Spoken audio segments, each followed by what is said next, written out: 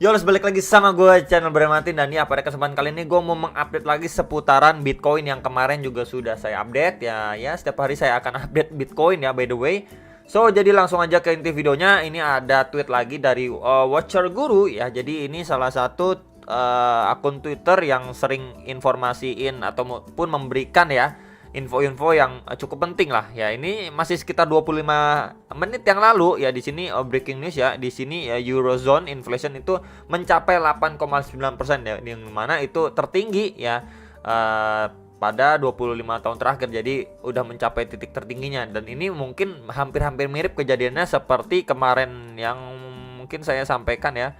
Sebentar, coba saya scroll, masih ini enggak ya?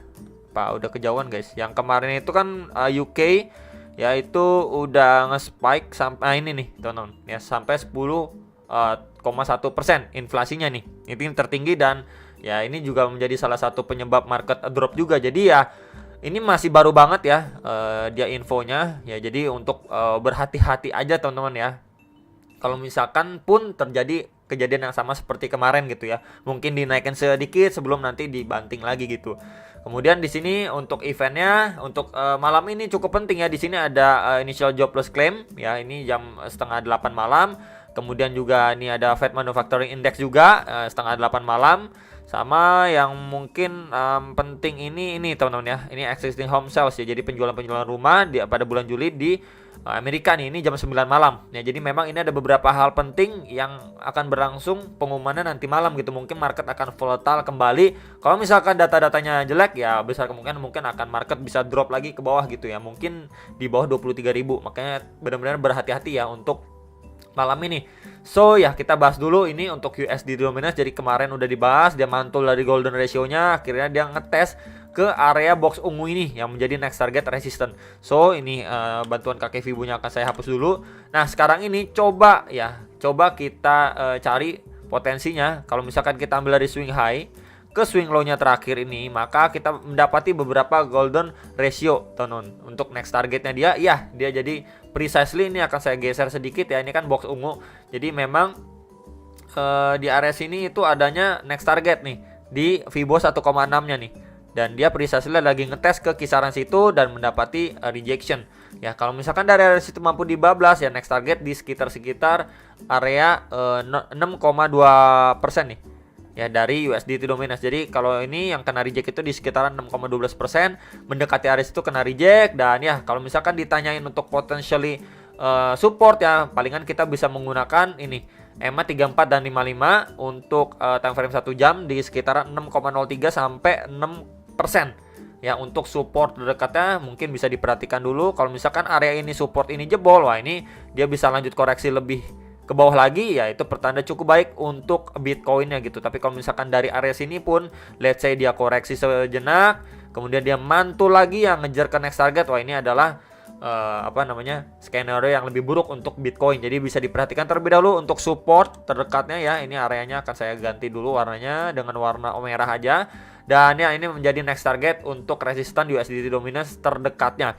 Nah kemudian kalau misalkan kita menggunakan bantuan kakek Fibo pun ya, dari swing low, sebentar nih akan saya tarik dulu ke swing high-nya yang terakhir, maka kita ya mendapati beberapa golden ratio, and then ya precisely di retracement 0,3 ini ya. Retracement 0,3 ini itu di sekitaran 6%. Di situ adanya confluence of support EMA 34, 55 dan retracement 0,382. Jadi memang di sini adanya support yang lumayan kuat lah untuk secara time frame 1 jamnya atau jangka pendeknya. Tentunya perlu sekali diperhatikan kalau misalkan dia let's say perlahan-lahan koreksi ke sini, ini adanya kemungkinan untuk dia bisa mengalami pemantulan kembali. So untuk Bitcoinnya bisa aja kembali tertekan gitu ya. Jadi palingan itu dulu aja untuk support terdekat yang benar-benar bisa diperhatikan untuk si USD dominance. And ya next ini untuk Bitcoin secara daily ya. Jadi ini kurang lebih masih sama seperti info yang kemarin saya sampaikan di box warna putih ini secara daily time frame ya. Jadi memang di situ adanya confluence of support EMA 34, 55 dan juga trend line ya. Garis warna merah ini. Jadi ini adanya confluence of support yang sudah saya tandain juga dengan box warna putih ini adalah area krusial untuk si Bitcoin gitu ya. Jadi kalau misalkan let's say Bitcoin benar-benar mampu maintain di sini, mempertahankan istilahnya posisinya, ya masih aja ada kemungkinan untuk dia ngejar sampai $25.500. Ini masih ada kemungkinan gitu kalau misalkan kita lihat seperti sebelumnya nih ya, walaupun dia bikin tail candle panjang-panjang secara daily-nya, akhirnya dia bisa mantul walaupun secara perlahan ya. Ini bisa aja mantul secara perlahan ya, jadi bukan secara impulsif seperti sebelumnya. Bisa aja ini naiknya itu pelan, naik turun, cuman pelan-pelan menghampiri $25.500 gitu. Itu bisa. Ya cuman memang ini adalah area yang krusial yang benar-benar harus dijaga. Ini range-nya kisaran 23.200-an sampai 23.500-an dolar.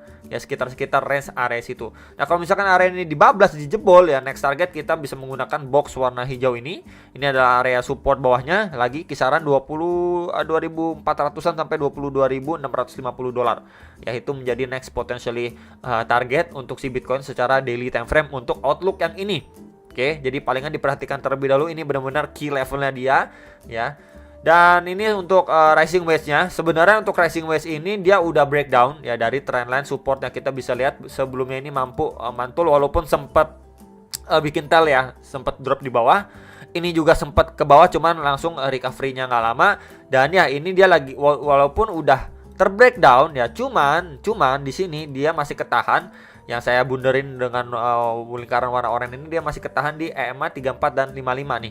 Jadi memang ini kurang lebih hampir sama ya, sama-sama aja. Cuman kalau misalkan kita menggunakan outlook yang rising wedge, ini bisa aja ya dia mantul lagi ke atas, ini bisa teman-teman. Jadi let's say kalau misalkan kita berbicara bearish scenario, ya udah kan dia lanjut biasanya ini retest naik dikit ya.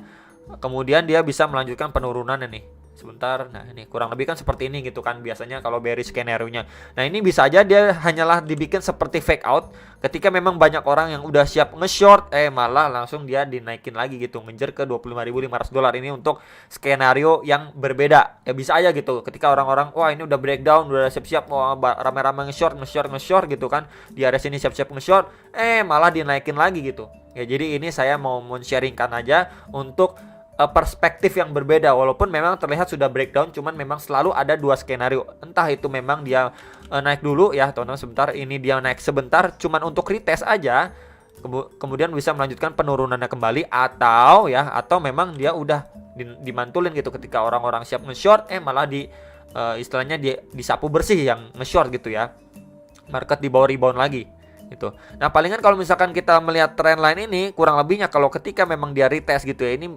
bisa di sekitar 23.800-an dolar, sekitar range itu. Kalau misalkan kita lihat dia retest, sekedar retest aja, kalau nggak mampu sekitaran 23.800-an itu, nggak mampu benar-benar di break sama dia ya, atau lewat dikit lah seperti 24.000 dia cuman fake doang, ya bisa aja dibablas lagi gitu seperti ini untuk skenario bearishnya ya. Jadi kurang lebih seperti itu untuk outlook yang bearish ini teman-teman ya, rising wedge ya. Next ini untuk secara hourly time frame, khusus time frame 1 jam, palingan tambahan saya dia kan ini terbreakdown dan sideways di bawah 23.500 nih ya, di bawah box warna hijau ini. So kalau misalkan kita lihat untuk potensi kenaikan gitu ya menggunakan kakek Fibo sebentaran ya di sini ya teman-teman.